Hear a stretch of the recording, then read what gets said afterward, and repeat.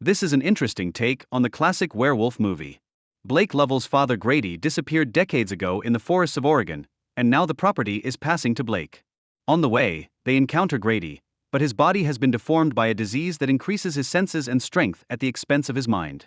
The disease has also caused his nails to be replaced with claws and his flat incisors with conical meat-tearing teeth. Gone is the reliance on the full moon, any return to human form, or internal conflict over the activities of the monster. The disease has completely taken over. On the one hand, there's a part of me that likes this change. Biology isn't my subject, but I'm pretty sure that if an immunologist saw this movie, he'd be able to identify an illness that was uncannily similar to the effect we see in the movie. As a complete layman in the area, I immediately think of rabies. Of course, rabies kills almost immediately, but the illness in this movie allowed Grady to roam the woods for decades. So it wasn't exactly rabies, but still something close. I'm of two minds about this approach.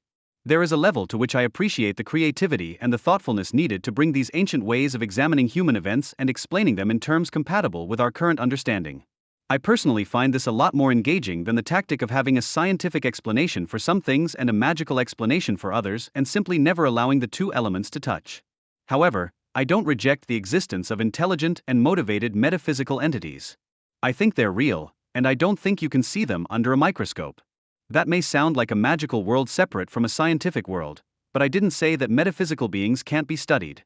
I believe that mathematics is the study of certain inanimate metaphysical entities. For example, the study of a metaphysical infection which caused the infected to transform into an animal in line with lunar cycle would need to be like the study of mathematics rather than like the study of chemistry or biology.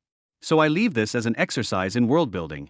If I'm right about metaphysical entities needing to be studied the way we study mathematics, how would that look in the case of a metaphysical infection like we see in werewolves and vampires?